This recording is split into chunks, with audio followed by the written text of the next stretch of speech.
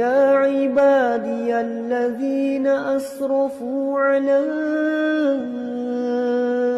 أنفسهم لا تقنطوا من رحمة الله يا أيها الذين آمنوا اتقوا الله وقولوا قولا سديدا يصلح لكم أعمالكم ويغفر لكم ذنوبكم ومن يطع الله ورسوله فقد فاز فوزا عظيما. أما بعد فإن أصدق الحديث كتاب الله وخير الهدي هدي محمد صلى الله عليه وسلم وشر الأمور محدثاتها فإن كل محدثة بدعة وكل بدعة ضلالة. Ikhwatul Islam, saudara kaum muslimin, para tetamu Allah rahimani wa rahimakumullah. Alhamdulillah, Allah Subhanahu wa taala kembali memberikan kesempatan dan kesehatan kepada kita bersama untuk bisa duduk, berkumpul, bersua dan berjumpa di dalam Masjid Rasulullah sallallahu alaihi wasallam. Masjid yang pondasinya adalah iman dan takwa kepada Allah Subhanahu wa taala. Karena setiap muslim apabila mereka diberikan hadiah datang ke kota Madinah, maka seolah-olah iman mereka bertambah kepada Allah Subhanahu wa taala dan bertambah pula kecintaan mereka kepada Rasulullah sallallahu alaihi wasallam. Karena memang para ulama, salah satunya Imam Ibnu Hajar rahimahullah taala menyebutkan, tidak ada hati seorang muslim kecuali ada ketertarikan mereka datang ke kota Madinah. Walaupun hukum asalnya Madinah tidak ada hubungannya dengan ibadah yang kita lakukan, namun apabila seseorang belum dimudahkan datang ke kota Madinah, maka ada hal-hal yang belum sempurna yang belum mereka lakukan dikala mereka beribadah kepada Allah Subhanahu wa taala. Sehingga dengannya kita senantiasa memuji dan memuja Allah Subhanahu wa taala terhadap nikmat dikala kita berada di kota Madinah. Tinggal bagaimana kita memanfaatkan untuk selalu beribadah, bermohon, bermunajat kepada Rabbul Izzati wal Jalalah. Kemudian salawat beriringkan salam semoga senantiasa tercurahkan buat junjungan alam Nabi kita yang mulia, uswah dan qudwah kita bersama, Muhammad bin Abdullah sallallahu alaihi wasallam. Rasulullah sallallahu alaihi wasallam adalah suri tauladan dalam kehidupan. Di antara salah satu kewajiban yang tidak boleh kita lupakan, bahkan kita lalaikan, adalah bagaimana kita menghiasi hari-hari dengan senantiasa mengucapkan salam dan salawat kepada Nabi sallallahu alaihi wasallam. Karena di dalam kita mengucapkan salam dan salawat, ikhwatul Islam, ada dua poin penting yang harus kita ketahui. Yang pertama, apabila ada seorang hamba yang mengucapkan salam dan salawat kepada Nabi, maka mereka sudah melaksanakan perintah Allah Subhanahu wa taala. Artinya imtathala bi amrillah, karena mereka sudah melaksanakan perintah Allah. Dan Allah Subhanahu wa taala menyebutkan, ya ayyuhalladzina amanu sallu alaihi wa sallimu taslima. Sehingga apabila kita mengucapkan salam dan salawat, berarti kita sedang beribadah kepada Allah Azza wa Jalla. Kita sedang melaksanakan perintah Allah Subhanahu wa taala. Kemudian poin yang kedua, dikala kita mengucapkan salam dan salawat kepada Nabi, berarti kita sedang melaksanakan kewajiban kita atau menunaikan haknya Rasulullah sallallahu alaihi wasallam. Karena salam dan salawat itu adalah hak Nabi. Apa arti hak Nabi? Artinya sesuatu yang dituntut bagi kita untuk melakukannya. Kalau kita tidak melakukannya, maka kalau seandainya kita bersua dan berjumpa dengan Nabi, bagaimana kita mempertanggungjawabkannya? Sehingga di dalam keutamaan yang luar biasa, Nabi menyebutkan, inna awlan nasi bi yaumal qiyamah aktsaruhum alayya salata. Orang yang paling pantas terhadap diriku di hari kiamat adalah mereka yang paling banyak mengucapkan salawat. Apa makna paling pantas terhadap Nabi? Bisa jadi mereka yang paling dekat dengan Nabi, paling pantas mendapatkan syafaat dari Nabi, mereka yang dimudahkan masuk surga oleh Allah Subhanahu wa taala. Semuanya masuk ke dalam kalimat awlan nasi bi yaumal qiyamah. Sehingga ancaman tersebut, ikhwatul Islam, terkhusus bagi mereka yang terbiasa melalaikan dirinya, tidak membiasakan dirinya untuk mengucapkan salam dan salawat kepada Nabi sallallahu alaihi wasallam. Apa kata Rasulullah sallallahu alaihi wasallam? Man nasiya salati alaihi, barang siapa yang lupa, yang lalai karena seseorang muslim atau seorang muslim yang mereka mengatakan cinta kepada Nabi, tidak mungkin lupa kepada Nabi sallallahu alaihi wasallam. Karena orang yang kita cintai tidak mungkin kita lupakan. Misalnya kita contohkan dalam kehidupan dunia saja, kita dengan keluarga kita, kita yang melaksanakan ibadah umrah, kita meninggalkan anak kita di kampung halaman, walaupun kita dipisahkan dengan jarak yang sangat jauh, tapi hati kita tetap senantiasa mengingat dan mengenang mereka semuanya, karena anak-anak kita adalah orang-orang yang kita cintai. Demikian juga seorang suami, dikala mereka melaksanakan ibadah yang mulia ini, kadang mereka berangkat sendirian, tidak membawa keluarganya, tidak membawa istrinya. Walaupun demikian, istri mereka tidak akan pernah mereka lupakan. Kenapa demikian? Karena itu adalah orang-orang yang dia cintai. Begitu juga dengan Nabi SAW. Mencintai Nabi SAW tidak mesti kita datang dulu ke kota Madinah. Mereka yang datang ke kota Madinah tidak datang ke kota Madinah selama mereka mengucapkan La ilaha illallah Muhammadur Rasulullah, maka mereka wajib mencintai Nabi. Dan salah satu buktinya adalah sering mengucapkan salam dan salawat kepada Nabi SAW. Maka Nabi menyebutkan barang siapa yang lupa mengucapkan salawat kepada Nabi atau lalai mereka mengucapkannya, khati'a tariqal jannah, maka bisa jadi nanti mereka salah melangkah menuju surga Allah Subhanahu wa taala. Artinya ikhwatul Islam, kalau seandainya kita balikkan mafhum mukhalafah daripada hadis ini, berarti barang siapa yang banyak mengucapkan dan sering mengucapkan salam dan salawat kepada Nabi, berarti otomatis Allah akan mudahkan langkah mereka menuju surga Allah Subhanahu wa taala, dan semoga Allah mudahkan langkah kita masuk ke dalam surga. Tinggal bagaimana kita senantiasa memperbanyak melatih lisan dan lidah mengucapkan salam dan salawat kepada Rasul kita Muhammad bin Abdullah sallallahu alaihi wasallam. Allahumma salli ala Muhammad wa ala ali Muhammad kama sallaita ala Ibrahim wa ala ali Ibrahim innaka Hamidum Majid. Allahumma barik ala Muhammad wa ala ali Muhammad kama barakta ala Ibrahim wa ala ali Ibrahim innaka Hamidum Majid. Ikhwatul Islam, saudara kaum muslimin, para tetamu Allah rahimani wa rahimakumullah. Kita akan kembali melanjutkan pembahasan kita berkaitan dengan Nabi kita yang mulia Muhammad bin Abdullah sallallahu alaihi wasallam. Nabi sallallahu alaihi wasallam dengan kota Madinah adalah dua hal yang tidak terpisahkan. Madinah dulunya ikhwatul Islam adalah kota yang tidak diharapkan. Madinah dulunya adalah kota yang tidak mau orang tinggal di dalamnya. Madinah dulunya adalah daerah yang penuh dengan wabah penyakit. Madinah dulunya adalah bergelar atau bernama Yathrib, dan arti daripada kalimat Yathrib itu adalah kehinaan, pelecehan, celaan dan yang semisalnya. Artinya Madinah dulu tidak ada apa-apanya sampai datang Nabi SAW ke kota Madinah. Ketika Nabi SAW datang ke kota Madinah, maka semuanya mulai berubah. Yang tadinya Yathrib dinamakan oleh Nabi SAW dengan Madinah. Yang tadinya penuh dengan wabah penyakit, maka Nabi berdoa kepada Allah, Ya Allah, pindahkan wabah ini ke semua daerah yang bernama Juhfah. Yang tadinya Madinah tidak diminati oleh orang-orang, maka Madinah sekarang menjadi tempat yang dikunjungi oleh seluruh kaum muslimin. Artinya Madinah ikhwatul Islam dulu sebelum Nabi SAW ada di sini, maka Madinah tidak ada nilainya. Namun ketika Nabi SAW berada di kota Madinah, maka Madinah menjadi daerah yang kedua setelah Makkah Al-Mukarramah. Sehingga bagi kaum muslimin, ketika mereka datang ke kota Madinah, mereka wajib hukumnya mencintai kota yang dicintai oleh Rasulullah sallallahu alaihi wasallam. Sehingga di dalam riwayat yang dibawakan oleh ibunda kita Aisyah radhiyallahu taala anha, yang dikeluarkan oleh Imam Bukhari dan Imam Muslim, terkhusus bagi kita yang datang ke kota Madinah, bagi kita yang memasuki kota Madinah, sebagaimana dulu Nabi memasuki kota Madinah, maka Nabi mengatakan, Allahumma habbib ilaina al-Madinah kahubbina Makkah au asyad wa sahihha. Doa Nabi SAW pertama kali memasuki kota Madinah, Ya Allah, tanamkan kepada kami cinta terhadap kota Madinah sebagaimana kami mencintai Makkah, atau kecintaan kami terhadap kota Madinah melebihi kecintaan kami terhadap kota Makkah, dan jadikan kota Madinah adalah daerah yang sehat. Doa ini ikhwatul Islam dapat kita ambil pelajaran bahwa Madinah merupakan daerah yang wajib dicintai oleh kaum muslimin. Karena Allah Subhanahu wa taala menanamkan kecintaan kepada Nabi sallallahu alaihi wasallam sehingga Nabi mencintai kota Madinah.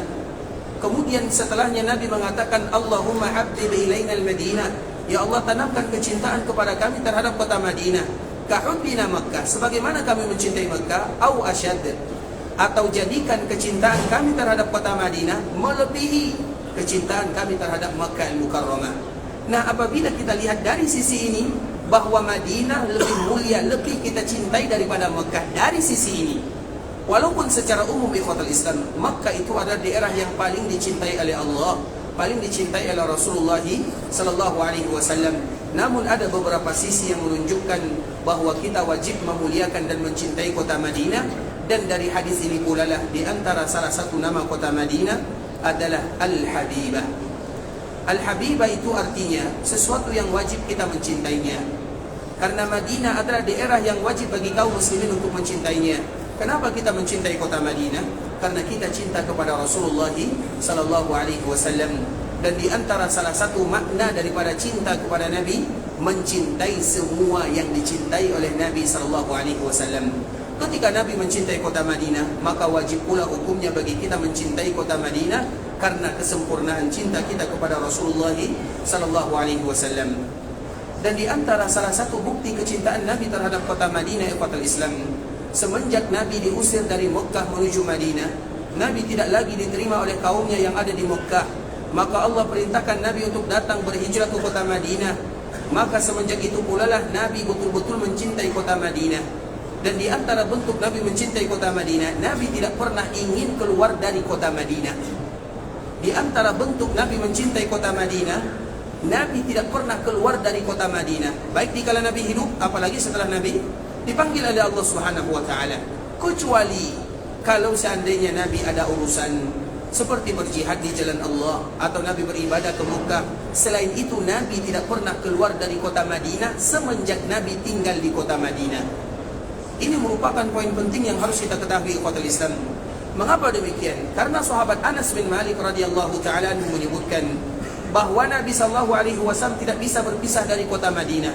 Kalau seandainya Nabi keluar meninggalkan Madinah karena keperluan, karena jihad atau karena ibadah, kemudian apabila Nabi ingin kembali ke kota Madinah dan Nabi melihat bangunan Madinah dari jarak jauh, maka Nabi sallallahu alaihi wasallam akan merubah gaya berjalannya. Yang tadi mungkin gaya berjalan Nabi sallallahu alaihi wasallam pelan, santai, sebagaimana gaya berjalan yang lainnya.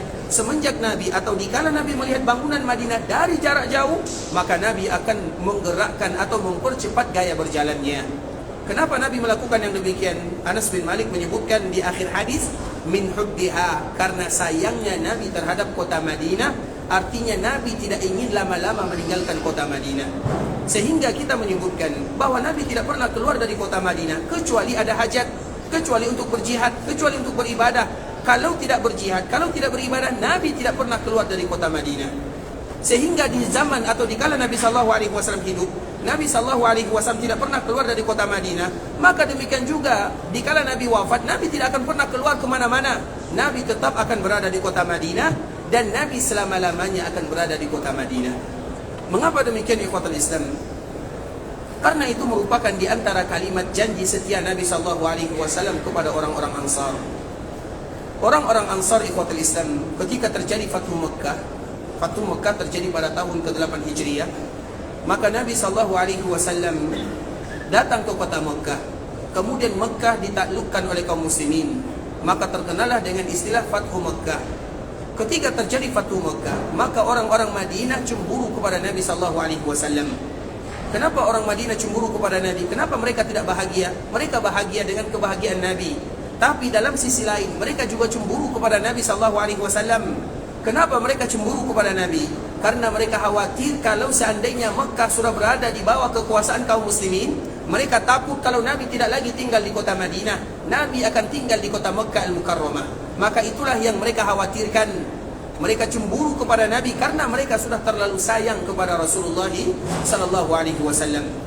Sehingga desas-desus kalimat yang keluar dari orang-orang Ansar bahwa Nabi tidak akan lagi kembali ke kota Madinah. Nabi sudah meninggalkan penduduk Madinah. Nabi akan menetap di kota Mekah sampai di telinga Nabi sallallahu alaihi wasallam. Ketika sampai di telinga Nabi sallallahu alaihi wasallam, maka seketika Nabi naik ke atas Bukit Safa. Nabi naik ke atas Bukit Safa karena memang Bukit Safa ini, ikhwatul Islam, bukit yang ada nilai sejarah dan nilai keutamaan di atasnya. Orang-orang jahiliyah biasanya kalau menginginkan pengumuman, menyampaikan informasi, mereka akan naik ke atas Bukit Safa. Kemudian mereka akan menaburkan pasir di atas kepalanya dan merobek pakaiannya. Itu kebiasaan adat istiadat yang dilakukan oleh orang-orang jahiliyah kalau ingin menyampaikan pengumuman penting. Makanya pertama kali Nabi berdakwah secara terang-terangan. Di mana Nabi naik? Kapan Nabi memanggil saudaranya? Bagaimana tata cara Nabi memanggil kaumnya? Maka Nabi naik ke atas bukit yang biasa dinaiki oleh orang-orang jahiliyah. Nabi berdakwah 3 tahun secara sembunyi-sembunyi. Kemudian Allah turunkan wa anzir ashiratakal aqrabin. Wahai Muhammad, dakwahi keluargamu. Artinya dakwakan mereka secara terang-terangan, tidak ada lagi kalimat sembunyi. Maka yang pertama kali dilakukan oleh Nabi adalah naik ke atas bukit Safa. Nabi tidak pernah naik ke atas bukit Safa. Namun tiba-tiba Nabi naik ke atas bukit Safa, maka semua orang-orang Quraisy mereka berkumpul.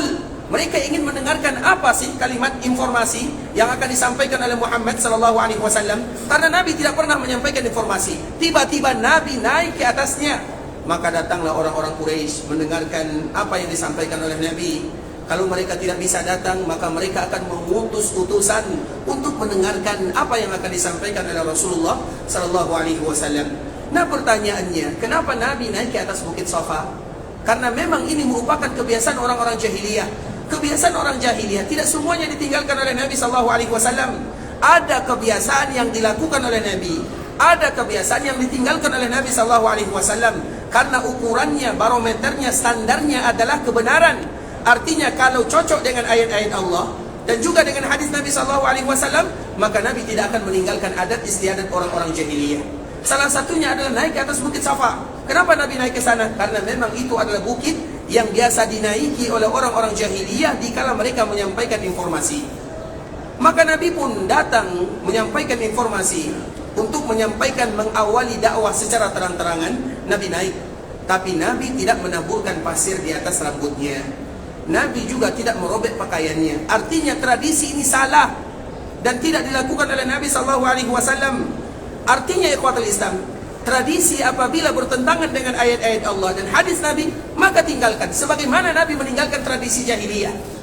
Nabi tetap naik ke atas bukit Safa, namun Nabi tidak menaburkan pasir di atas kepalanya. Nabi juga tidak merobek pakaiannya. Menabur pasir di atas kepala, merobek pakaian, itu bukan tradisi kaum muslimin. Sehingga Nabi SAW naik, namun tidak melakukan tradisi kebiasaannya. Kemudian dikala Nabi naik, maka Nabi SAW menyampaikan bahwa aku adalah utusan dari Allah Subhanahu Wa Taala. Dikala Nabi mengatakan kalimat ini, maka mulailah orang-orang jahiliyah mereka marah kepada Nabi. Dan yang pertama kali marah kepada Nabi adalah pamannya sendiri yang bernama Abdul Uzza, atau yang lebih kita kenal dengan Abu Lahab. Sehingga dengannya Allah pun menurunkan yang kita kenal dengan suratul Lahab. Terlepas daripada itu semua ikhwatul Islam, begitu juga Nabi SAW dikala terjadi Fathu Makkah. Nabi naik ke atas bukit Safa. Dan naiknya Nabi SAW ke atas bukit Safa hanya sekedar memberikan informasi, untuk memberikan bantahan terhadap desas-desus isu yang beredar di kalangan orang-orang Madinah atau orang-orang Ansar. Maka Nabi SAW mengumpulkan mereka semuanya sambil mengatakan, Al-mahya mahyakum wal mamatu mamatukum. Rasulullah SAW mengatakan, wahai kalian orang-orang Ansar, ketahuilah bahwa sesungguhnya kehidupanku ini adalah kehidupan kalian. Artinya aku akan tetap hidup bersama kalian untuk selama-lamanya. Ketika kalian menyambut diriku dengan lapang dada, menjadikan Madinah sebagai tempat tinggalku, kalian memiliki banyak sekali sejarah di dalam kehidupan Nabi SAW. Nabi SAW ingin berbalas jasa kepada orang-orang Ansar. Mereka lah yang senantiasa menolong Nabi SAW. Dan di antara bentuk Nabi ingin berbalas jasa kepada orang Madinah, kepada orang Ansar, Nabi mengatakan, Al-mahya mahyakum wal mamatu mamatukum. Aku akan hidup selalu bersama kalian. Artinya aku tidak akan hidup kemana-mana. Aku tidak akan tinggal di kota Madinah untuk selama-lamanya. Aku tidak akan tinggal di Mekah untuk selama-lamanya. Aku akan pulang ke kota Madinah. Wal mamatu mamatukum. Dan aku pun akan wafat di kota Madinah. Artinya apa ikhwatul Islam? Ini merupakan sumpah setia Nabi SAW kepada orang-orang Madinah. Bahwa Nabi walaupun Mekah sudah dikuasai oleh kaum muslimin, Nabi tidak akan pernah tinggal di Mekah. Walaupun Mekah adalah kampung halaman Nabi. 53 tahun lamanya Nabi berada di sana. Namun Nabi tidak akan pernah tinggal lama di Makkah Al-Mukarramah. Dan Nabi pasti pulang ke kota Madinah. Sehingganya Nabi mengatakan, Al-mahya mahyakum wal mamatu mamatukum. Aku akan hidup bersama kalian dan aku pun akan wafat juga bersama kalian. Artinya aku akan wafat di kota Madinah. Sehingga setelah Nabi mengucapkan kalimat ini ikhwatul Islam, setelah beberapa minggu lamanya Nabi pun akhirnya pulang ke kota Madinah bersama orang-orang Ansar. Dan Nabi pun tinggal di kota Madinah untuk selama-lamanya. Bahkan Nabi SAW juga wafat di kota Madinah, dan Nabi akan tetap tinggal di kota Madinah sampai hari kiamat terjadi. Dan Nabi tidak akan pernah keluar dari kota Madinah untuk selama-lamanya. Sebagaimana dikala Nabi hidup, Nabi tidak keluar dari kota Madinah, maka dikala Nabi wafat pun Nabi tidak akan pernah keluar dari kota Madinah. Jadi jangan pernah beranggapan ikhwatul Islam Nabi datang ke Indonesia atau ke Malaysia setelah Nabi SAW tiada. Tidak ada istilah ini. Kenapa demikian? Di masa hidup saja Nabi tidak pernah keluar kecuali jihad, beribadah. Apakah mungkin setelah Nabi wafat Nabi keliling dunia? Tidak kita yang datang ke sini untuk berziarah ke perkuburan Nabi. Karena kalau seandainya Nabi pergi ke mana-mana, kemudian bagi kita yang ada di kota Madinah, siapa nanti yang akan kita ziarahi? Makanya ikhwatul Islam, kemarin telah kita menyebutkan bahwa dikala kita berada di kota Madinah semuanya, dan kita tahu Madinah tidak akan pernah kosong sampai hari kiamat. Kalau Madinah sudah kosong, maka baru nanti, karena nanti ketika hari kiamat terjadi ikhwatul Islam, Madinah tidak akan lagi ada orang yang mengunjunginya. Yang ada di Masjid Nabawi dan di sekitar kota Madinah adalah binatang buas. Dan setelah itu maka akan terjadilah yang namanya kiamat. Begitu juga Mekah, apabila Ka'bah sudah hancur, maka tidak akan ada lagi orang yang berziarah ke Mekah Al-Mukarramah, sebagaimana tidak akan ada lagi orang yang berziarah ke Madinah Al-Nabawiyah. Maka di saat itulah baru terjadilah hari kiamat.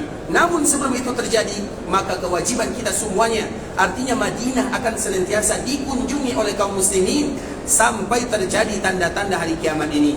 Nah, di antara salah satu yang dianjurkan bagi mereka melakukannya adalah berziarah ke perkuburan Nabi SAW. Sebagaimana kemarin telah kita menyebutkan, di antara doa yang kita baca dikala kita berziarah ke perkuburan Nabi, Assalamualaikum ya Rasulullah wa rahmatullahi wa barakatuh, sallallahu wa sallama wa baraka alaika wa jazaka afdala ma jaza nabiyan an ummati.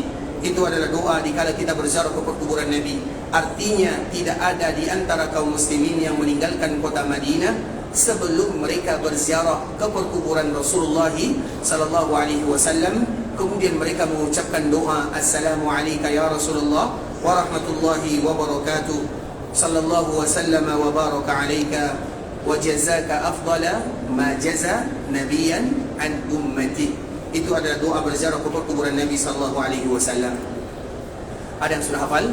Terutama yang kemarin yang hadir, kita selalu mengucapkan doa berziarah ke perkuburan Nabi, dan memang dianjurkan. Tapi ini ada tapinya.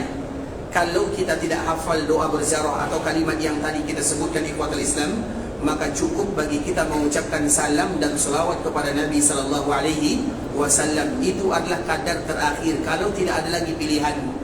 Artinya setelah kita berada di kota Madinah, kita sudah berusaha untuk menghafal doanya, namun doa tersebut juga tidak hafal.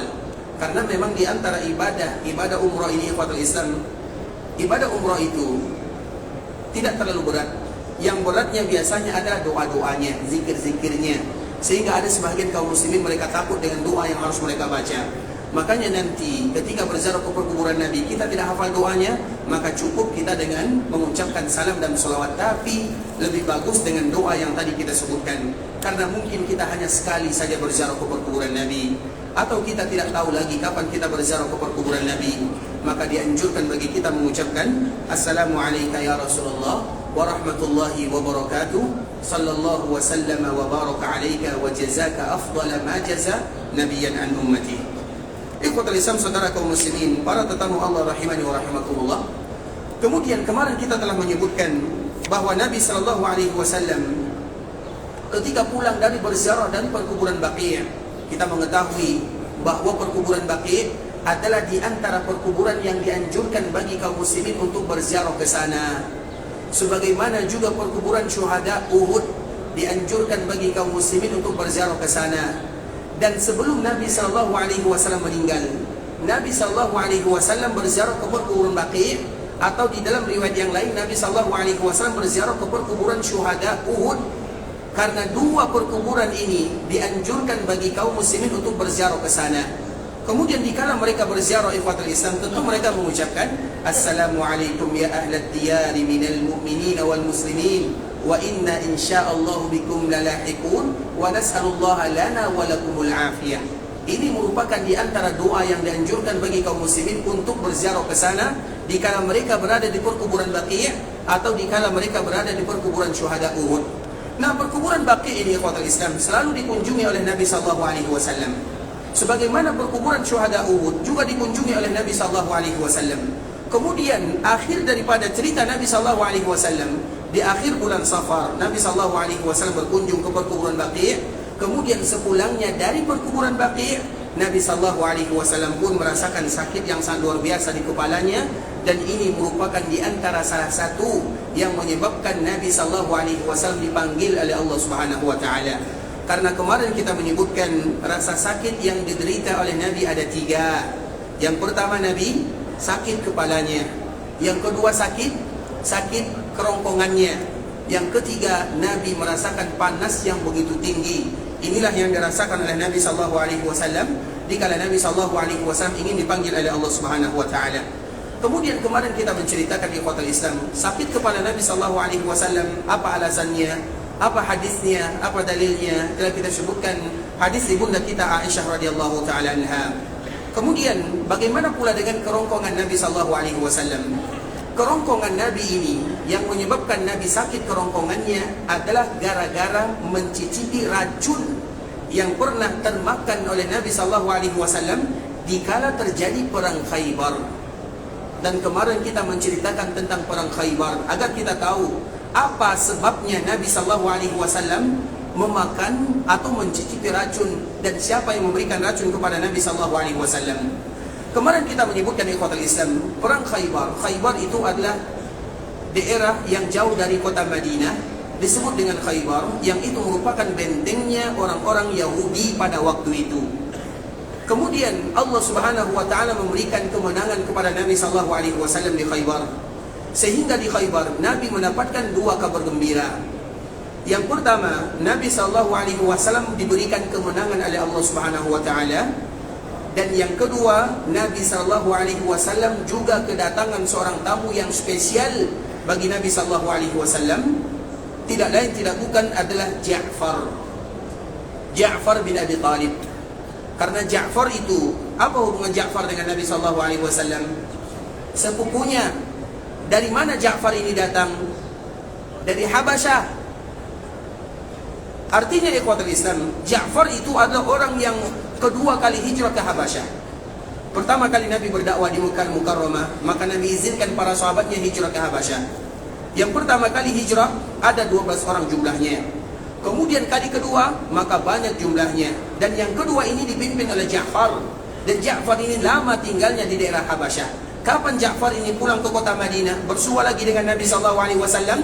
Dikala terjadinya perang Khaybar. Ketika Allah berikan kemenangan kepada kaum muslimin di Khaybar, maka di saat itu pula lah Ja'far datang berjumpa dengan Nabi sallallahu alaihi wasallam, sehingga dengannya Nabi mengatakan, aku tidak tahu mana atau kebahagiaan apa yang Allah Subhanahu wa taala berikan kepada diriku. Apakah aku bahagia karena diberikan kemenangan oleh Allah di perang Khaybar, atau aku bahagia dengan datangnya sepupuku yang bernama Ja'far? Karena Ja'far ini ikhwatul Islam adalah di antara orang yang mirip dengan Nabi sallallahu alaihi wasallam.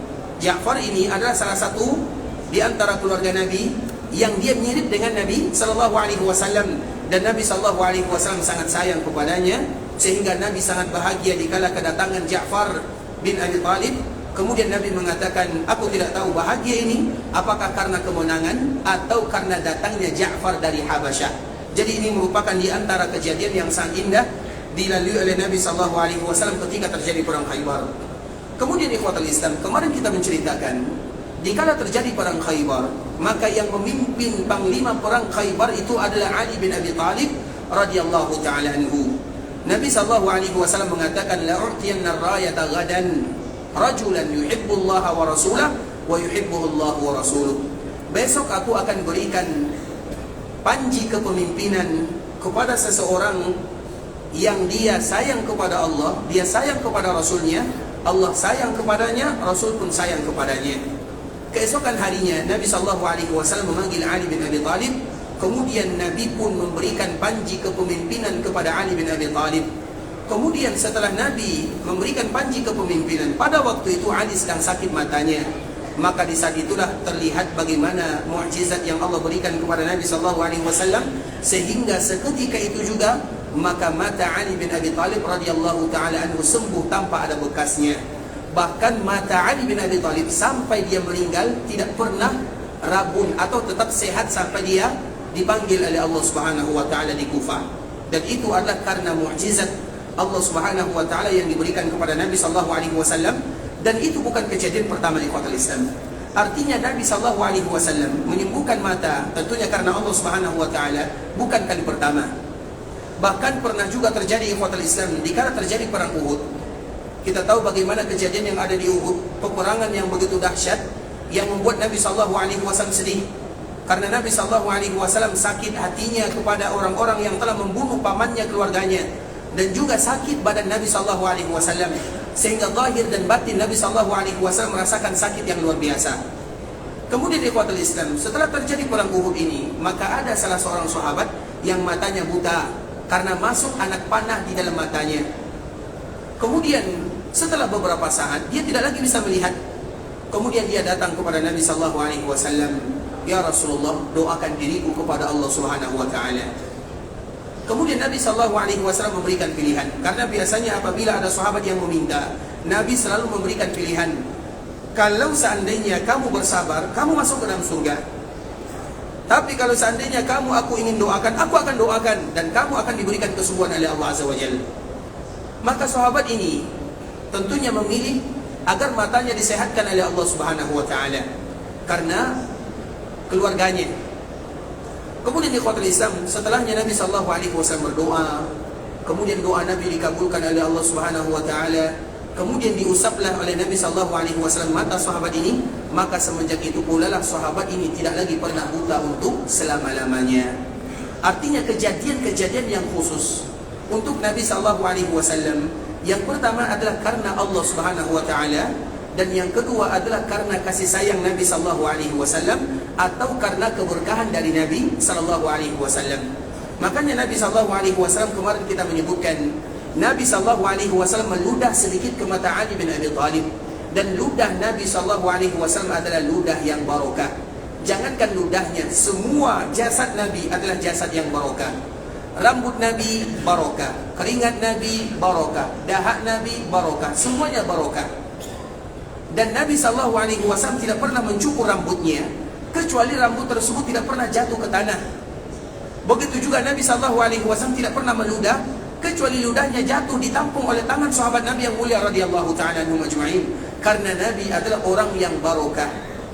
Dan keberkahan Nabi sallallahu alaihi wasallam tidak boleh dikiaskan kepada manusia mana sahaja.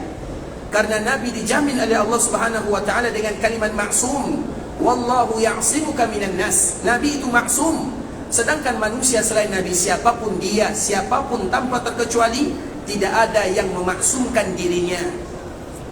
Bahkan kita juga tidak boleh mengatakan diri kita ini maksum. Bahkan jangankan mengatakan maksum ikhwatul Islam, memuji diri saja maka tidak boleh. Allah Subhanahu wa taala menyebutkan fala tuzakku anfusakum. Jangan kalian pernah memuji diri kalian sendiri. Huwa a'lamu biman ittaqa. Yang paling tahu tentang orang-orang yang bertakwa adalah Allah Azza wa Jalla. Artinya ikhwatul Islam, mengatakan diri kita ini orang baik, kita sulit untuk mengucapkannya. Mengatakan diri kita ini orang yang saleh, kita sulit untuk mengucapkannya. Karena orang saleh tidak pernah mengatakan dirinya saleh kecuali kalau namanya saleh. Itulah ceritanya. Artinya tidak ada orang saleh mengatakan dirinya saleh. Begitu juga seorang wali. Apakah ada seorang wali yang mengatakan aku adalah seorang wali? Tidak ada demikian, kecuali kalau dia wali murid. Itulah ceritanya. Artinya ikhwatul Islam, memuji diri sendiri itu berat. Tidak boleh bagi kita memuji diri sendiri. Fala tuzakku anfusakum, kata Allah Azza wa Jalla. Jangan kalian puji diri kalian sendiri. Huwa a'lamu biman ittaqa. Yang paling tahu mana bertakwa, mana tidak bertakwa adalah Allah Azza wa Jalla. Artinya, kalau seandainya memuji diri saja kita tidak boleh atau dilarang, karena bisa jadi nanti kebalikannya. Dikala kita mengatakan diri kita saleh, maka nanti Allah Subhanahu wa taala gelincirkan kita tidak mau. Makanya yang boleh kita katakan, ya Allah jadikan aku seorang yang saleh, seorang yang ridhoi, maka itu boleh kita ucapkan. Tapi mengatakan aku orang saleh, tidak ada orang yang mengatakan kalimat ini.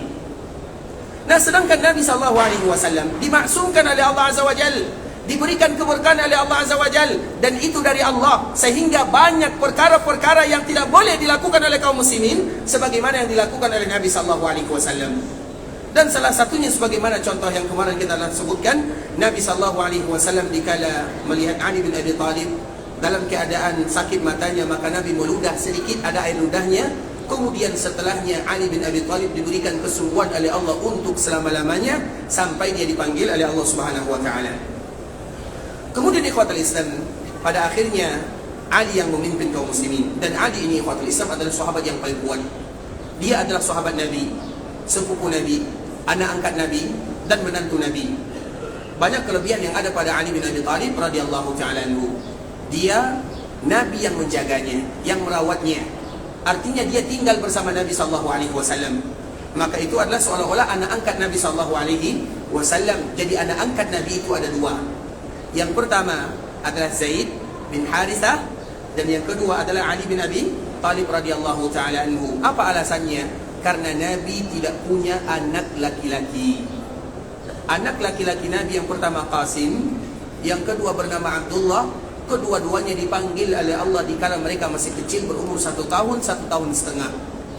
Dan bagaimanapun fitrah seorang manusia, seorang ayah, maka pasti cinta kepada seorang anak laki-laki. Anak Nabi yang tersisa adalah perempuan, Zainab, Ruqayyah, Ummu Kulsum, Fatimah radhiyallahu taala anhunna ajma'in.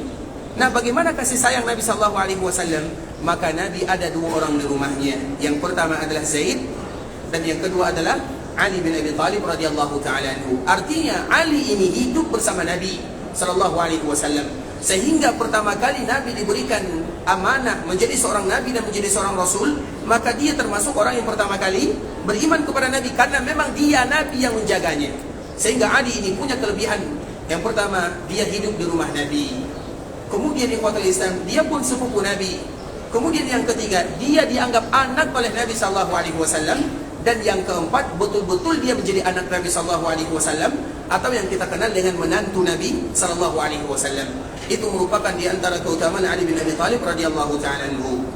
Ali bin Abi Thalib ini ikhwatul Islam, dia diberikan kekuatan yang luar biasa oleh Allah Subhanahu wa taala. Dan sumber kekuatannya, kenapa Ali ini diberikan kekuatan?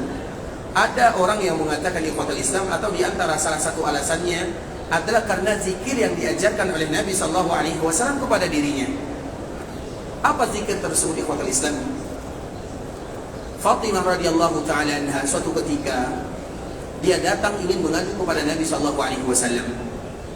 Dikala dia pergi ke rumah Nabi, ternyata Nabi tidak ada di rumah. Kemudian Fatimah pun pulang. Di malam hari, Aisyah memberitahukan kepada Nabi bahwa tadi Fatimah datang. Maka dikala Aisyah mengatakan tadi Fatimah datang, maka Nabi datang ke rumah Fatimah. Karena Fatimah adalah wanita putri yang paling disayangi oleh Nabi sallallahu alaihi wasallam. Kemudian Nabi sallallahu alaihi wasallam masuk. Ketika Nabi sallallahu alaihi wasallam masuk ke rumahnya, maka Nabi menjumpai Fatimah dan suaminya Ali bin Abi Thalib. Mereka hampir siap-siap tidur malam. Kemudian dikala Nabi datang, Nabi pun duduk di antara mereka berdua. Nabi di tengahnya, Ali di kanan, Fatimah di kiri. Begitulah Nabi sallallahu alaihi wasallam akrab dengan anaknya dan akrab dengan menantunya, karena Nabi menganggap mereka semuanya adalah anak-anaknya. Kemudian di ikhwatul Islam, maka Nabi bertanya kepada Fatimah, "Wahai Fatimah, apakah kamu tadi datang ke rumah?" Maka Fatimah mengatakan, "Iya, aku ingin meminta pembantu ya Rasulullah." Atau artinya Fatimah ini penat, dia bekerja lelah. Dia yang bekerja, mengurus, misalnya mengurus suaminya, mengurus rumahnya, tidak ada pembantunya. Maka dia datang kepada ayahandanya meminta pembantu kepada Nabi sallallahu alaihi wasallam. Apakah Nabi mengabulkan permintaan Fatimah? Nabi memberikan yang terbaik daripada itu. Apa kata Nabi sallallahu alaihi wasallam? "Wahai Fatimah, wahai Ali, maukah aku ajarkan kepada kalian yang lebih baik daripada pembantu?" Maka Nabi pun mengatakan, atau mereka mengatakan iya. Maka Nabi mengatakan, "Sebelum kalian tidur, maka ucapkanlah subhanallah 33 kali, alhamdulillah 33 kali, Allahu Akbar 33 kali. Maka baru setelahnya kalian berbaring dan tidur." Nah, ini ikhwatul Islam, sunnah ini tidak pernah ditinggalkan oleh Ali bin Abi Thalib radhiyallahu ta'ala anhu dalam keadaan apapun. Bahkan dikala terjadi perang Siffin itu adalah masalah yang terjadi antara Ali bin Abi Thalib dengan Muawiyah radhiyallahu taala anhuma. Di malam harinya pun Ali bin Abi Thalib tidak pernah meninggalkan doa ini. Maka doa ini merupakan sumber kekuatan bagi kaum muslimin, yang mana banyak di antara kaum muslimin yang melalaikannya. Makanya Fatimah, dikala dia datang kepada Nabi meminta pembantu, Nabi mengajarkan zikir yang akan memberikan kekuatan kepada dirinya. Fatimah, Ali melaksanakan perintah Nabi SAW dan melakukan sunnah ini, sehingga mereka diberikan kekuatan. Fatimah diberikan kekuatan dalam bekerja, Ali juga diberikan kekuatan di dalam berjuang di jalan Allah Subhanahu wa taala. Bagaimana kekuatan Ali bin Abi Thalib? Itu ditunjukkan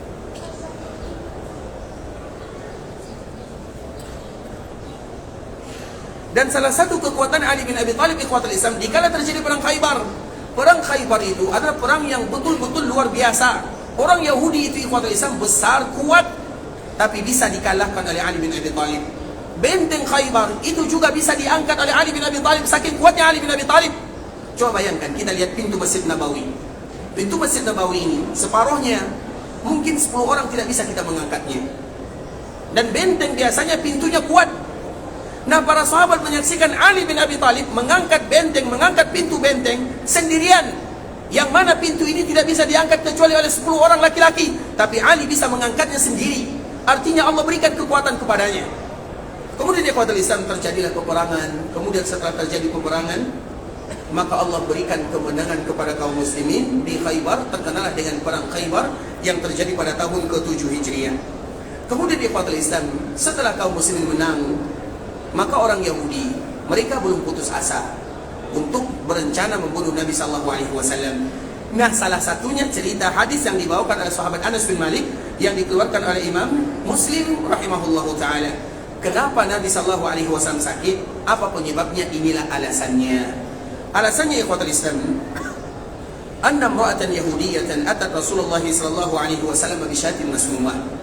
Ketika kaum muslimin diberikan kemenangan di Khaybar, maka ada salah seorang wanita Yahudi, mereka mencari cara bagaimana untuk membunuh Nabi SAW. Kemudian dia pun bertanya-tanya, pura-pura bertanya kepada para sahabat Nabi, aku ingin memberikan hadiah kepada Nabi. Kira-kira makanan apa yang paling disukai oleh Nabi SAW? Maka para sahabat mengatakan yang paling disukai oleh Nabi adalah kambing. Jadi kambing itu adalah makanan yang paling disukai oleh Nabi SAW. Kalau kita paling tidak suka kambing ya, karena kolesterolnya tinggi. Sebenarnya bukan kolesterolnya tinggi, bumbunya yang masalah. Karena kambing itu adalah makanan yang paling disukai oleh Nabi, dan cara memasaknya pun sangat mudah sekali. Dan Nabi itu, selain Nabi adalah seorang Nabi, seorang Rasul, seorang pengajar, seorang panglima, Nabi juga seorang yang ahli pandai memasak. Jadi kalau kita ingin mencontoh Nabi SAW, maka belajarlah cara memasak. Dan Nabi itu pandai sekali cara memasak. Kemudian ikhwatul Islam, kambing ini ditanya oleh wanita Yahudi ini, apa makanan yang paling disukai oleh Nabi? Maka mereka mengatakan Nabi paling suka kambing. Kemudian wanita ini kembali bertanya, bagian yang mana yang paling disukai oleh Nabi? Karena Nabi paling suka yang bagian pahanya. Sehingga wanita ini setelah mengetahui apa yang disukai oleh Nabi, maka dia menyembelih kambing. Kemudian dia memasaknya dan membuat racun di dalam kambing tersebut. Kemudian racun ini diperbanyak jumlahnya di bagian yang disukai oleh Nabi Sallallahu Alaihi Wasallam. Artinya bagian pahanya dibuat racunnya banyak sekali untuk membunuh Nabi Sallallahu Alaihi Wasallam, karena mereka masih dengki kepada Nabi Sallallahu Alaihi Wasallam. Artinya ikhwatul Islam, orang Yahudi mereka tidak akan pernah berhenti membenci Nabi Sallallahu Alaihi Wasallam dan membenci kaum muslimin. Jadi jangan pernah beranggapan bahwa orang Yahudi akan menjadi saudara kaum muslimin. Jangan, karena Allah yang menyebutkan walan tarda, sekali-kali tidak akan pernah selama-lamanya sampai hari kiamat orang Yahudi, orang Nasara akan sayang kepada kalian. Allah yang menyebutkan, dan Allah lebih tahu apa yang mereka lakukan. Allah mengabadikan dalam Al-Quran, walan tarda ankal yahud walan nasara. Orang Yahudi dan orang Nasara tidak akan pernah rela kepada kalian selama-lamanya sampai kalian ikut kepada mereka. Kalau tidak ikut agamanya, ikut tata caranya. Dan itu merupakan kalimat yang disebutkan oleh Allah Subhanahu wa taala dalam Al-Quran. Kalau seandainya mereka berani membunuh Nabi sallallahu alaihi wasallam, maka mereka lebih berani membunuh kaum muslimin yang lainnya. Nabi saja ingin mereka bunuh, Nabi sallallahu alaihi wasallam. Dan memang di antara sifat orang Yahudi dari zaman dahulu kala, mereka itu adalah pembunuh. Dan yang mereka bunuh itu bukan orang sembarangan, para nabi yang mereka bunuh. Maka Allah abadikan dalam Al-Quran, dalam surah Al-Baqarah, dalam surah Al-Imran, yaqtuluna an-nabiyyin wa yaqtuluna an-nabiyyin. Mereka itu membunuh para nabi, bukan satu nabi, bukan dua nabi, para nabi. Karena nabi itu berasal dari bangsa mereka, dan rata-rata para nabi itu wafat, meninggal sebagai seorang syuhada, yang membunuhnya adalah orang-orang Yahudi. Allah yang menyebutkan dalam Al-Quran agar kita tahu ikhwatul Islam bagaimana kejamnya mereka terhadap para nabi, dan salah satunya adalah terhadap Nabi SAW. Dan ini bukan kali pertama. Pernah juga ikhwatul Islam, Nabi pernah, karena orang Yahudi itu adalah orang yang kaya. Kita tahu semuanya dari zaman dahulu kala. Orang Yahudi itu adalah orang yang mulia di zamannya. Makanya ada dua bahasa yang harus kita pisahkan. Ada kalimat Bani Israel, ada kalimat Yahudi. Biasanya Allah kalau memberikan pujian, maka disebutkan kalimat Bani Israel. Tapi kalau ingin menyebutkan celaan, maka Allah sebutkan dengan kalimat Yahudi. Karena Bani Israel, Israel itu nama Nabi Yakub. Keturunannya disebut dengan Bani Israel. Biasanya disebutkan Bani Israel itu adalah pujian. Tapi kalau disebut dengan Yahud, itu adalah celaan. Itu dua perbedaan di dalam Al-Quran. Nah, di antara sifat mereka ikhwatul Islam, mereka ingin selalu membunuh Nabi SAW. Bahkan suatu ketika Nabi SAW pernah ingin berhutang kepada mereka, kepada orang Yahudi. Orang Yahudi itu kaya tapi pelit. Itu sifatnya. Orang Yahudi itu adalah orang yang kaya, tapi mereka adalah orang yang paling pelit. Kenapa demikian? Allah yang menyebutkan sifatnya.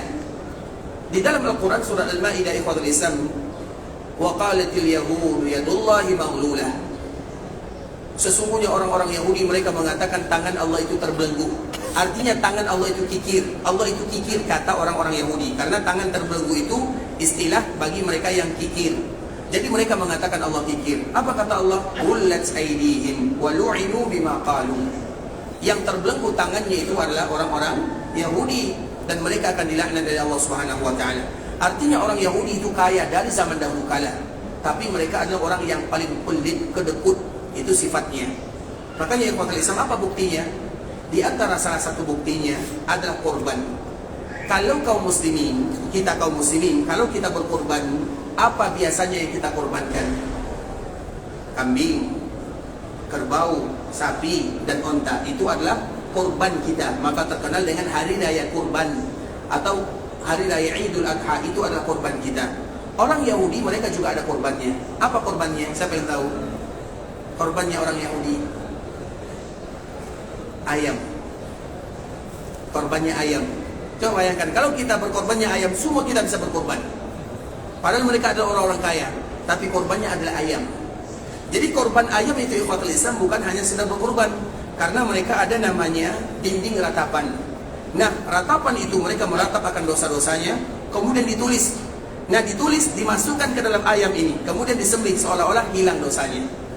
Artinya berkorban mereka adalah sesuatu yang paling sedikit, padahal mereka kaya, tapi mereka tidak mau mengeluarkan hartanya. Nah, begitu juga di zaman Nabi. Nabi SAW pernah meminta bantuan kepada mereka. Kemudian dikala mereka mengiyakan, maka mereka ingin membunuh Nabi, melemparkan batu besar dari belakangnya. Kemudian Nabi mengetahuinya. Kemudian setelah itu Nabi SAW meninggalkan mereka, dan Nabi pun datang untuk meminta pertanggungjawaban kepada orang-orang Yahudi tersebut. Artinya ikhwatul Islam, usaha pembunuhan terhadap Nabi itu bukan satu kali atau dua kali, berkali-kali. Jadi Nabi kita Muhammad SAW ingin dibunuh oleh orang-orang Yahudi. Kemudian ada kaum muslimin, mereka berkasar terhadap saudaranya kaum muslimin, berlembut-lembut terhadap orang-orang yang ingin membunuh Nabinya SAW. Maka perhatikan kalimat ini baik-baik ikhwatul Islam. Kemudian wanita ingin membunuh Nabi SAW, maka dia buat racun di dalam makanan tersebut. Kemudian setelah racun dibuat, makanan pun jadi, maka dihidangkan di hadapan Nabi SAW. Nah, dikala dihidangkan di hadapan Nabi, maka Nabi SAW mencicipinya. Para ulama sejarah itu mereka berbeda. Apakah Nabi hanya sekedar memakannya atau menelannya? Ada yang mengatakan Nabi telah menelannya. Ada yang mengatakan Nabi hanya sekedar mengunyahnya, kemudian kembali memuntahkannya. Namun apapun yang terjadi, tapi makanan ini sudah masuk ke dalam mulut Nabi SAW. Kalau racun sudah masuk ke dalam mulut, maka akan memberikan mudarat kepada manusia biasa. Artinya ikhwatul Islam, para ulama mereka berbeda. Apakah Nabi menelan makanan atau Nabi memakannya, mencicipinya, kemudian memuntahkannya? Kalau yang mengatakan Nabi menelannya, maka dengan alasan itulah mereka mengatakan bahwa Nabi itu wafat sebagai seorang yang syuhada. Bukankah para ulama mereka berbeda? Nabi itu wafat sebagai wafatnya manusia biasa, atau Nabi wafat sebagai seorang syuhada? Apa jawabannya? Nabi itu wafat sebagaimana wafatnya manusia biasa, atau Nabi wafat sebagai seorang syuhada? Yang mana? Yang pertama atau yang kedua? Yang pertama atau yang kedua? Yang pertama, yang kedua. Yang pertama dan yang kedua sama-sama benar. Kenapa demikian? Allah sendiri yang menyebutkan. Apa kata Allah Subhanahu wa taala dalam Al-Qur'an? "Wa ma Muhammadun illa rasulun qad khalat min qablihi rusul afa in mata aw qutila." Apa kata Allah Subhanahu wa taala? Muhammad sallallahu alaihi wasallam itu sama dengan nabi-nabi yang lainnya. Dan nabi sebelum Nabi Muhammad itu sudah banyak. Afa immata au qutila, apakah kalau seandainya nabi itu meninggal atau terbunuh? Itu bahasa yang disebutkan oleh Allah Subhanahu wa taala dalam Al-Qur'an. Sehingga dari bahasa Allah inilah para ulama mereka berbeda. Apakah nabi wafat sebagaimana wafatnya manusia biasa, atau Nabi sallallahu alaihi wasallam wafat sebagai seorang yang syuhada? Bagi mereka yang mengatakan bahwa Nabi itu wafat sebagai manusia syuhada, karena salah satu yang menyebabkan wafatnya Nabi sallallahu alaihi wasallam adalah gara-gara racun yang pernah termakan dan tercicipi oleh Nabi sallallahu alaihi wasallam dikala terjadi perang Khaybar. Artinya ikhwatul Islam, Nabi sallallahu alaihi wasallam dikala makanan ini ingin dimakan oleh Nabi sallallahu alaihi wasallam dan Nabi betul-betul ingin memakannya, bahkan sudah dicicipi oleh Nabi. Tiba-tiba apa yang terjadi? Tiba-tiba makanan ini pun berbicara. Jadi yang berbicara itu bukan hanya kita sebagai manusia. Makanan juga berbicara. Racun ini atau makanan yang tadi sudah diberikan racun berbicara kepada Nabi sallallahu alaihi wasallam, "Fa inni masmumah." Jangan makan aku, jangan dekati diriku karena aku sudah diberikan racun. Padahal kambing yang sudah dimasak berbicara kepada Nabi. Bukan hanya itu ikhwatul Islam, di dalam riwayat yang lain, bahkan para sahabat Nabi dikala mereka memakan, "Kunna nasma'u tasbihat ta'am wa huwa yukal." Kami kadang-kadang mendengarkan makanan yang kami makan ini, dia bertasbih kepada Allah Subhanahu wa taala dan dia sedang dimakan. Artinya yang berbicara itu bukan hanya manusia, makhluk lain pun mereka berbicara. Bagaimana cara berbicaranya? Kita tidak tahu. Makanya kambing ini yang tadi sudah dimasak berbicara. Mana mulutnya? Tidak ada. Mana rongganya? Juga tidak ada. Bagaimana dia berbicara? Tanya kepada kambingnya. Artinya kita tidak tahu. Dan begitu juga makanan. Bukan hanya makanan ikhwatul Islam. Tidakkah kita tahu? Dulu dikala Nabi pernah di Mekah, Nabi lewat. Dikala biasa Nabi lewat, Nabi itu sebelum menjadi Nabi, setiap kali Nabi lewat, maka Nabi mendengar ada orang yang mengucapkan salam di sana. Nabi belum lagi diutus menjadi Nabi dan menjadi Rasul. Tiba-tiba ada orang yang mengucapkan salam. Salam ini dari mana sumbernya? Ternyata yang mengucapkan salam kepada Nabi adalah kerikil. Jadi ada beberapa bebatuan kerikil di Mekah. Setiap kali Nabi lewat di sana, dia mengucapkan salam kepada Nabi sallallahu alaihi wasallam. Padahal tidak ada orang yang mengucapkan salam di dunia, tapi kerikil ini mengucapkan salam kepada Nabi. Dan Nabi mengatakan kepada sahabatnya, "Kalau kita pergi ke Mekah, aku akan tunjukkan kepada kalian mana kerikilnya, mana batunya yang mengucapkan salam kepada aku." Artinya batu.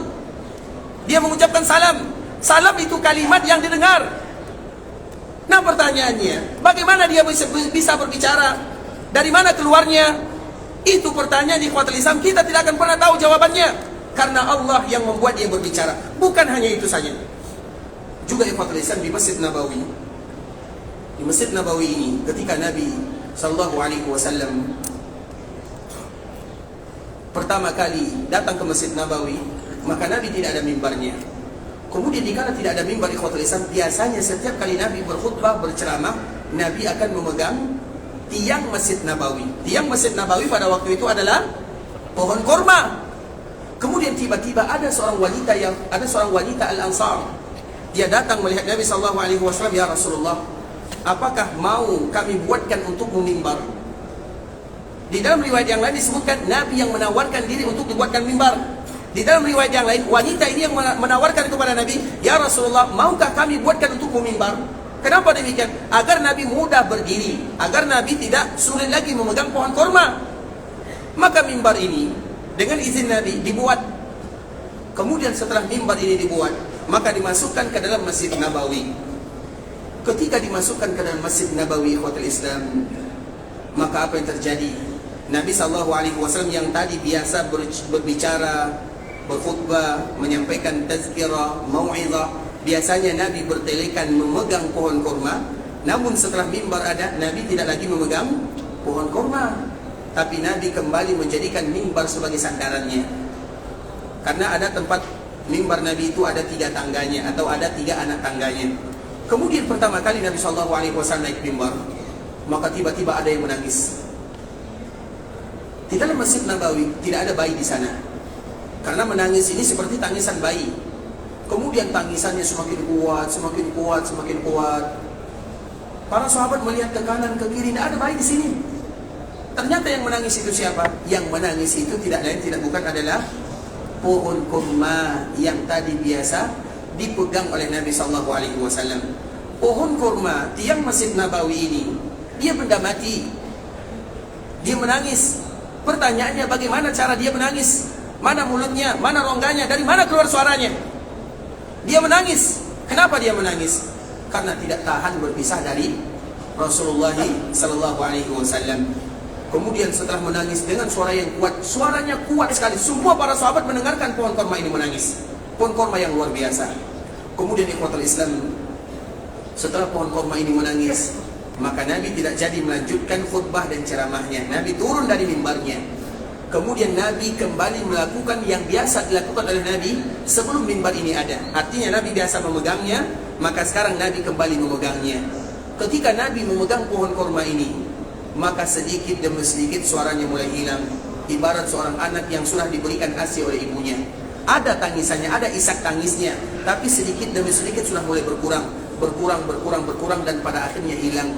Kemudian apa kata Nabi SAW? Kalau aku tidak turun dan aku tidak merangkul dan memegangnya, maka dia akan menangis sampai hari kiamat. Karena sayang dan rindu tidak mau berpisah dengan Rasulullah SAW. Artinya apa ikhwatul Islam? Dia menangis. Bagaimana cara dia menangis? Allahu a'lam. Kita tidak tahu dari mana keluar suara, apa kemudian bagaimana kita tidak tahu satupun. Padahal itu masih makhluk Allah Subhanahu wa taala. Begitu juga dengan makanan. Jadi makanan yang tadi ingin dimakan oleh Nabi sallallahu alaihi wasallam, berbicara kepada Nabi sallallahu alaihi wasallam dan mengatakan, "Fa inni masmumah." Aku telah diberikan racun. Kemudian apa yang terjadi ikhwatul Islam? Fa akala minha. Maka Nabi sallallahu alaihi wasallam memakan bagian daripada kambing tersebut. Kemudian setelah Nabi memakannya dan makanan ini berbicara kepada Nabi, dan para sahabat juga mendengarkannya bahwa makanan ini berbicara, faji'a biha ila Rasulillah sallallahu alaihi wasallam fasa'alaha an dzalik. Kemudian wanita Yahudi ini dipanggil, didatangkan kepada Nabi. Kemudian ketika dia didatangkan kepada Nabi, maka dia pun ditanya, "Kenapa kamu melakukan yang demikian?" Maka apa jawabannya? Faqalat aradtu li'aqtulak. Aku melakukan ini karena aku ingin membunuhmu. Dia terus terang mengatakan yang demikian kepada Nabi sallallahu alaihi wasallam, seorang wanita Yahudiyah. Kalau seandainya wanitanya saja berani mengatakan yang demikian, apalagi kaum laki-lakinya. Artinya ikhwatul Islam, sejarah itu akan berulang dan berulang. Kalau seandainya mereka tega rela ingin membunuh Nabi sallallahu alaihi wasallam, maka tentunya kaum muslimin yang lain lebih mudah bagi mereka untuk membunuhnya. Itu merupakan sesuatu ketentuan yang telah disebutkan oleh Allah Subhanahu wa taala. Kemudian apa kata Nabi sallallahu alaihi wasallam? Tidak mungkin kamu membunuhku. Karena wanita ini ternyata dia paham. Kenapa dia paham? Karena kalau seandainya Nabi, seorang Nabi sungguhan, maka dia tidak akan terbunuh dengan racun. Karena ada di dalam kitab Tauratnya bahwa mereka tidak akan pernah bisa meracuni Nabi sallallahu alaihi wasallam. Tapi kalau engkau bohong, maka engkau akan mati dengannya. Dan Nabi adalah Nabi sallallahu alaihi wasallam, seorang utusan Allah azza wajalla. Dan Nabi sallallahu alaihi wasallam akan selalu menjaga Rasulullah sallallahu alaihi wasallam. Nah, dengan makanan inilah, dengan makanan ini ikhwatul Islam yang tadi dicicipi oleh Nabi, atau ada yang mengatakan sudah termakan oleh Nabi, maka singgah di kerongkongan Nabi sallallahu alaihi wasallam. Coba bayangkan, perang Khaybar terjadi pada tahun berapa?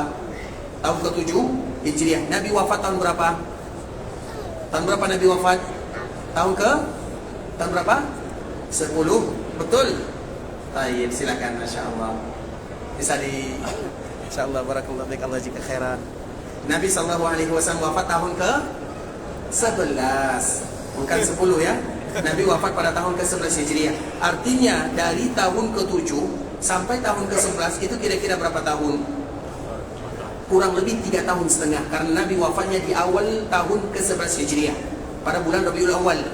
Artinya masih 3 bulan pertama di tahun ke-11 Hijriah. Nah, ini terjadi pada pertengahan bulan atau tahun ke-7. Artinya lebih dari 3 tahun, tidak sampai 4 tahun. Maka sisa makanan racun tersebut dirasakan oleh Nabi di akhir kehidupannya. Kemudian dikala Nabi mengatakan atau merasakan racun tersebut, apa kata Nabi SAW dikala Nabi SAW hendak meninggal? Nabi mengatakan, besok kita sambung. Karena waktu kita sudah tinggal 1 menit lagi. Ikhwatul Islam, semoga apa yang kita sampaikan memberikan manfaat kepada kita, pengetahuan dan wawasan kita semuanya, terutama tentang Nabi kita yang mulia Muhammad bin Abdullah sallallahu alaihi wasallam. Yang benar dari Allah Subhanahu wa taala, yang salah dari diri kami pribadi karena kurangnya ilmu kami, karena kebodohan dan kejahilan kami mohon dimaafkan. Kalau ada kalimat bahasa yang kurang tepat kami menyampaikan, dan kita berharap kepada Allah agar Allah menerima amal ibadah kita, mengabulkan doa-doa kita, menjadikan umrah kita adalah umrah yang mabrurah, wa sa'yan mashkura, wa dzamban maghfura, dan memberikan kelancaran kemudahan dalam setiap perjalanan yang kita lakukan, dan semoga kita selalu terpanggil untuk menjadi tamunya Allah Subhanahu wa taala. Kita tutup dengan doa kafaratul majlis. Subhanakallahumma wa bihamdika asyhadu an la ilaha illa anta astaghfiruka wa atubu ilaik. Wa sallallahu wa sallim ala nabiyyina wa habibina wa khalilina wa sayyidina Muhammadin wa ala alihi wa sahbihi wa sallam tasliman katsira. Assalamualaikum warahmatullahi wabarakatuh.